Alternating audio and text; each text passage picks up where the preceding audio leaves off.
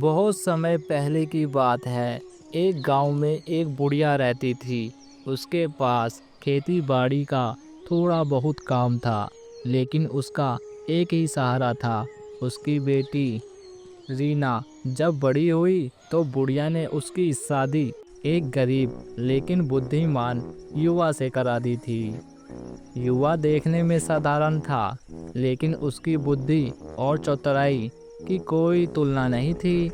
शादी के बाद बुढ़िया चाहती थी कि उसका दामाद उसके घर आकर रहे, लेकिन दामाद ने बुढ़िया से कहा, सासू माँ जी, मुझको माफ करना। मैं आपके घर पर घर जमाई बनकर नहीं रह सकता, क्योंकि सासू माँ जी, मैं मेहनत करके खुद कुछ करना चाहता हूँ। इसलिए सासू माँ जी, मैं आपके घर का घर जमाई बनकर नहीं रह सकता। अगर मैं आपका घर जमाई बन गया और आपके पैसों पर ही अपनी जिंदगी और अपनी बीवी और अपने बच्चों की जिंदगी बिताने लगूंगा तो मैं आलसी बन जाऊंगा और आने वाले समय में मैं कामचोर हो जाऊंगा। इसलिए मैं मेहनत करके काबिल बनूंगा और अपने दम पर अपने बच्चों को पढ़ाऊंगा लिखाऊंगा। ये सुनकर बुढ़िया को थोड़ा दुख तो हुआ, लेकिन वह अपनी बेटी के साथ उसे विदा कर आई।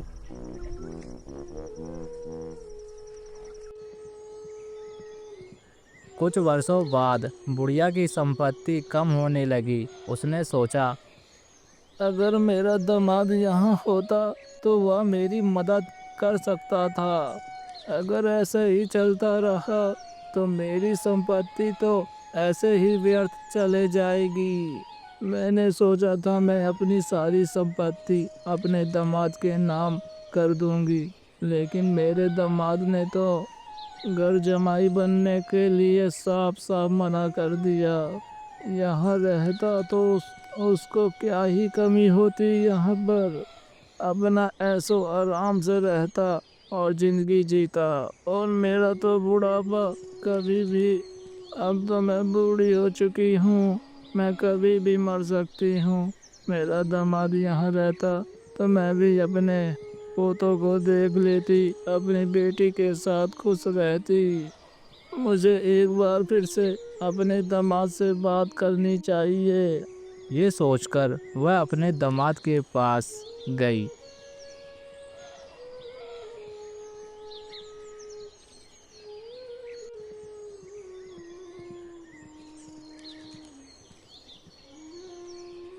और दामाद के पास पहुंचकर बोली, बेटा दामाद, अब तुम मेरे पास आ जाओ और मेरे साथ मेरे घर में ही रहो। बुढ़िया की बात सुनकर दामाद मुस्कुराया और बोला, हा हा हा हा। ठीक है सासू माँ, मैं आ तो जाऊंगा, मगर पहले आपको मेरी एक शर्त माननी होगी। अपने दामाद की बात सुनकर बुढ़िया ने पूछा, कैसी शर्त बेटा? तभी दामाद ने कहा, सासू माँ जी, आप मुझे तीन चीज बताइए। एक ऐसी चीज जो सबसे तेज हो, एक जो सबसे मीठी हो और एक जो सबसे भारी हो। अगर सासू माँ जी आपके जवाब सही हुए तो मैं आपके साथ चलूंगा।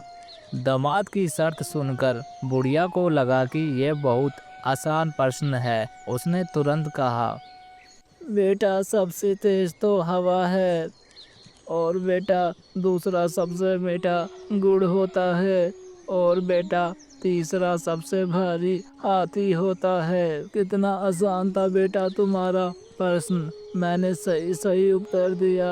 अब चलो बेटा मेरे साथ मेरे घर।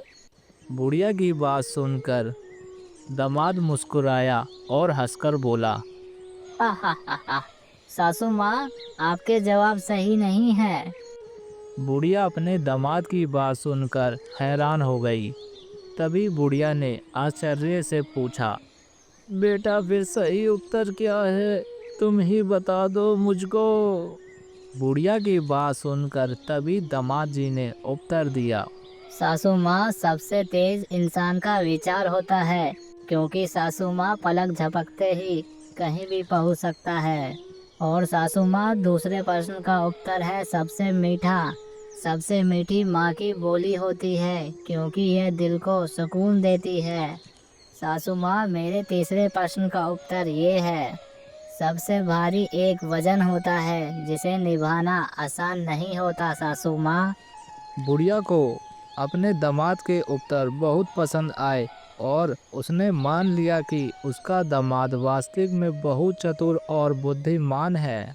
लेकिन बुढ़िया ने हार नहीं मानी और अपने दामाद को अपने घर ले जाने के लिए जिद पर अड़ गई।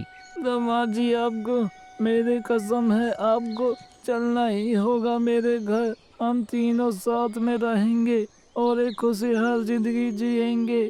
चलो दामाद जी, मैं अब कुछ नहीं जानती, आपको चलना होगा। मैं बहुत ज़्यादा बूढ़ी हो चुकी हूँ, मैं कभी भी मर सकती हूँ दामाद जी, मेरे जीते जी।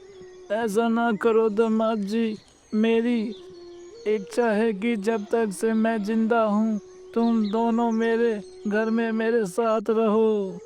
अपने सासू माँ की बात सुनकर दामाद जी को दया आ जाती है और अपने सासू माँ के साथ उनके घर जाने के लिए राजी हो जाते हैं। ऐसा मत बोलो सासू माँ जी, अभी तो आप 100 साल जियोगी। अगर आपकी यही इच्छा है कि हम दोनों आपके घर में रहे तो ठीक है सासू माँ जी, मैं चलने के लिए तैयार हूँ। चलो।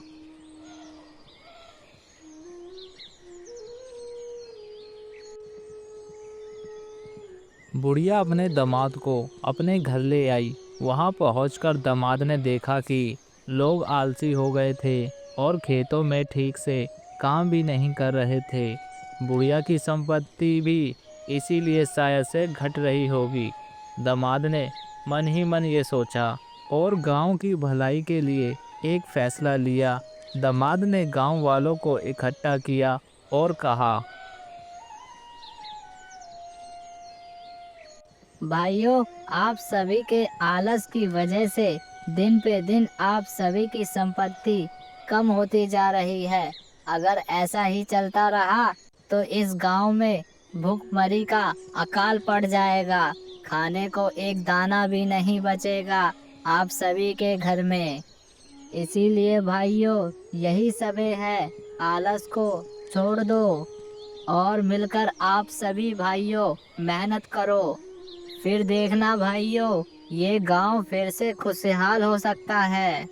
आलस आप सभी के अंदर छुपा हुआ है, जिसकी वजह से आप सभी खोखले हो चुके हो, लेकिन इस आलस को भगाया जा सकता है। ये आप सभी को खुद करना होगा भाइयों। गांव के लोगों ने उसकी बात मानी और पूरे गांव में मेहनत शुरू हो गई। दामाद ने नहर खुदवाने की योजना बनाई, जिससे खेतों में भरपूर पानी मिलने लगा। उसने गांव में व्यापार बढ़ाने के लिए एक बाजार भी लगवाया, जिससे लोगों की आयु बढ़ गई। कुछ ही वर्षों बाद गांव पहले की तरह खुशहाल हो गया और अपना जीवन खुशी खुशी व्यतीत करने लगे उस गांव के लोग। बुढ़िया अपने दामाद का ये कारनामा देख अपने दामाद पर बहुत ज़्यादा खुश थी। तभी बुढ़िया अपने दामाद से कहती है, सच में दामाद जी, आप बहुत ही चालाक, चतुर और बुद्धिमान हो और बुद्धिमान के साथ साथ बहुत ही नेक हो। मेरे तो भाग्य खुल गए आप जैसा दामाद मिलके। अगर हर दामाद आपके जैसा हो तो कोई भी बुढ़िया दुखी नहीं रहेगी।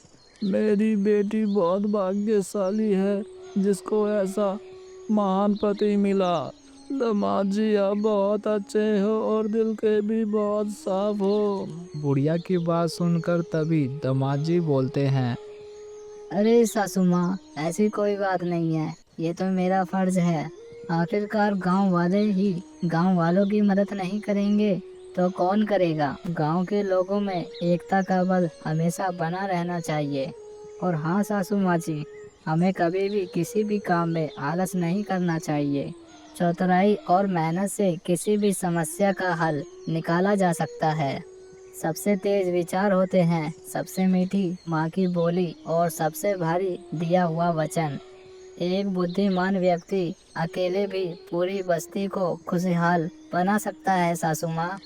तो प्यारे बच्चों, इस प्रकार बुढ़िया का चतुर दामाद ने केवल अपने परिवार बल्कि पूरे गांव के लिए वरदान साबित हुआ और अपने चतुर दिमाग से सभी गांव के लोगों का आलस दूर किया और उस गांव को खुशहाल बनाया।